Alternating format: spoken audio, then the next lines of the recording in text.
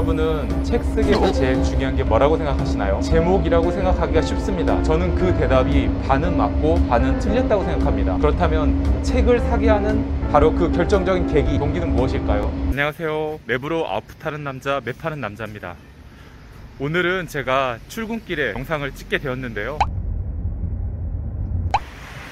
서울로 출장 가는 기차 안에 있습니다. 일주일에 하나씩 영상을 올리는 것을 제 자신과의 약속으로 삼았는데요. 요즘 영상을 촬영할 시간이 없어서 이동 중에 촬영을 하게 됐습니다. 여러분은 책 쓰기에서 제일 중요한 게 뭐라고 생각하시나요? 제목이라고 생각하기가 쉽습니다. 저는 그 대답이 반은 맞고 반은 틀렸다고 생각합니다. 보통 사람들이 책을 볼 때 매력적인 제목을 보고서 책장을 열긴 하지만 제목이 멋있다고 해서 책을 사는 것은 아닙니다. 그렇다면 책을 사게 하는 바로 그 결정적인 계기, 동기는 무엇일까요? 책 쓰기에서 제일 중요한 것은 목차라고 생각합니다. 목차에는 그 책의 숲과 나무가 다 들어 있습니다. 목차는 개별 글들의 제목 합이기도 하고요. 그 개별 제목들을 아우르는 상의 제목들로 이루어져 있습니다. 그래서 목차에는 숲과 나무가 다 들어있다고 볼 수 있습니다. 오늘은 저번 시간에 이어서 제8회 브런치북 출간 프로젝트 대상 작품들 중에서 주요 작품들 목차를 읽어드리도록 하겠습니다. 맵하자 하. 첫 번째 책은 친절한 독재자 빅 브로더가 온다입니다. 이 책은 총 6개의 목차로 이루어져 있습니다. 프롤로그와 에필로그를 제외한다면 디지털 빅 브로더의 탄생, 횡포, 진화, 초감시시대의 도래 4가지 대분류 카테고리로 이루어져 있다고 볼 수 있습니다. 프롤로그입니다. 지옥으로 가는 길은 선의로 포장돼 있다. 목적과 결과는 괴리될 수 있다. 이런 얘기입니다. 목차를 읽으면서 얻을 수 있는 혜택 중 하나는 바로 문장 줍줍입니다. 멋있는 문장을 얻을 수가 있습니다. 친구들과 이야기를 할 때 지옥으로 가는 길은 선의로 포장돼 있어. 이렇게 얘기하면 오! 이런 단어를 얻을 수가 있습니다. 디지털 빅 브로더 의 탄생 총 5가지의 글로 이루어져 있습니다. 2. 감시의 역사 3. 닷컴 버블이 남긴 위대한 유산 4. 중국의 만리 방화벽과 디지털 민주주의 5. 9.11 테러 이후의 감시사회 6. 디지털 냉전의 서막 디지털 빅 브로더의 횡포도 5개의 글로 이루어져 있습니다. 7. 필터 버블 맞춤형 서비스의 함정 8.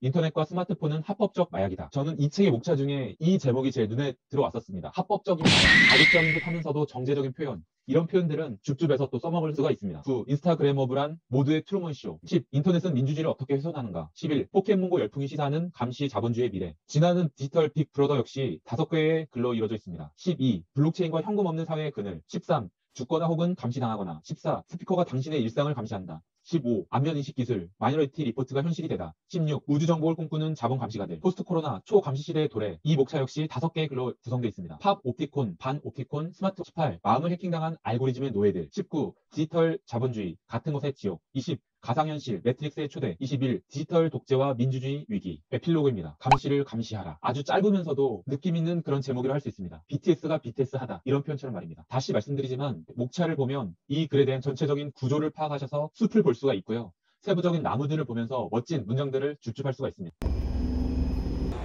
두 번째 책은 그림으로 나를 위로하는 밤입니다. 프레임을 통해 삶을 이해한 책으로 설명드렸습니다. 목차를 살펴보겠습니다. 대분류 목차는 크게 4가지로 이루어져 있습니다. 상처가 아물지 않는 밤, 그림을 관계의 답을 몰라 헤매는 밤, 그림을 읽다. 나를 위로하기 힘든 밤, 그림을 읽다. 위로다운 위로가 필요한 밤, 그림을 읽다. 이 대분류 목차는 그림을 읽다라는 키워드를 반복하고 있습니다. 그리고 상처, 관계, 자기의, 위로라는 키워드로 연결되어 있습니다. 이 책의 제목은 대분류의 목차인 그림이라는 키워드와 상처, 관계, 자기의, 위로라는 것을 연결할 수 있는 나를 위로하다로 대분류의 목차를 아우를 수 있는 제목을 책의 제목으로 정했다고 볼 수 있습니다. 세부적인 목차를 읽어보겠습니다. 상처가 아물지 않는 밤, 그림을 읽다. 총 5개의 글로 이루어져 있습니다. 1. 인간관계에서도 유통기한이 있다는 사실. 저는 이 글의 제목들 중에 첫 번째 글의 제목이 제일 와 닿았습니다. 사람 관계에도 마감이나 유통기한이 있을 수 있구나. 2. 상대방의 일십에 대처하는 우리의 자세. 3. 가족이 아니라 당신의 마음이 먼저다. 4. 타인의 말에 쉽게 상처받고 휘둘리는 이유. 5. 한때 가까웠던 친구와 사이가 멀어져 버렸다. 관계의 답을 몰라 헤매던 밤, 그림을 읽다도 5개의 글로 이루어져 있습니다. 6.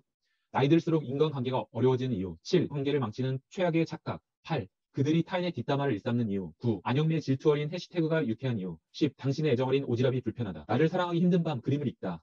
이 대분류는 4가지의 글로 이루어져 있습니다. 1. 자학보다 자백이 필요한 순간. 12. 39세에는 빛나는 커리 우먼이 될 줄 알았다. 13. 언제쯤 내 얼굴이 마음에 들까요? 14. 곧 부록이 된다는데 나는 여전히 매일 혹하다.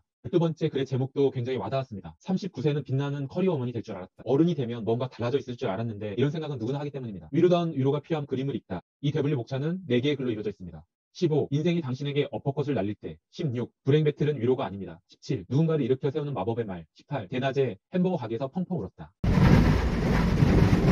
세 번째 책은 젊은 ADHD의 슬픔입니다. 일정 기간 자신의 삶을 기록한 책으로 설명드렸습니다. 목차를 살펴보겠습니다. 대분류 목차를 만들지 않고 개별 글의 제목들을 쭉 나열하는 방식으로 목차를 구성했습니다. 총 16가지의 글 중에 제 눈에 와닿았던 제목은 1번 싫어하는 것에도 실증이 난다. 이 표현을 들었을 때는 아무것도 하고 있지 않지만 미치도록 더 아무것도 하고 싶지 않아, 이런 말이 떠올랐고요. 13번의 제목은 젊은 ADHD의 슬픔입니다. 개별 글의 제목을 책의 제목으로 그대로 옮겨놓은 사례라 볼 수 있습니다. 세부 글 목차를 읽어보겠습니다. 1. 싫어하는 것에도 실증이 난다. 2. ADHD 자기 진단과 변명. 3. 정신과는 마법 3점이 아니었다. 4. ADHD 경계선 지능장애 우울증. 5. ADHD인데 뭐 어때요? 6. ADHD가 글을 쓰게 되기까지. 7. ADHD 약물치료 후기 1. 8. ADHD 약물치료 후기 2. 9. 당신을 미치게 한 것을 후회합니다. 10. 천방지축 어리둥절 빙글빙글 도는 학생. 11. 우리는 지옥에서 온 사고뭉치. 12. 사랑스러움이란 기적. 13. 젊음 ADHD의 슬픔. 14. 5년차 ADHD가 많이 받는 질문 탑5. 15. 지 결혼식에도 늦으려니라는 평가에 대한 고찰. 금사빠, 금사깨, ADHD의 미성숙 연애론. 17. 인생을 설계하는 ADHD로 살기. 맵하자 하 8회 브런치북 출간 프로젝트 대상 작품 4가지 책의 목차에 대해서 살펴봤습니다. 여러분, 목차를 공부하면 좋은 점이 무엇이 있을까요? 대표적으로 2가지가 있는데요. 첫 번째, 기획력이 늘어납니다. 목차에는 그 책의 기획이 들어가 있다고 볼 수 있는데요. 목차를 보다 보면 콘텐츠를 만들고 책을 만들 때도 어떤 식으로 기획하고 구조화해야 되는지 그런 것들을 배울 수가 있습니다. 두 번째, 목차를 보면 문장력을 키울 수가 있습니다. 목차는 개별 글의 제목들의 총합이라고 할 수 있는데요. 제목들은 필자가 굉장히 심혈을 기울여서 쓴 문장들입니다. 그럼 문장들이 읽다 보면 문장들을 줍줍할 수도 있고요. 또 나의 문장력을 키워나갈 수가 있습니다. 앞으로 목차 독서를 하면서 기획력도 키워나가고 문장력도 키워나가시기 바랍니다. 이상 시간을 절약하기 위해서 지하철에서 그리고 KTX 역사에서 영상을 찍은 맵하는 남자였습니다. 다음 시간 또 만나요. 안녕.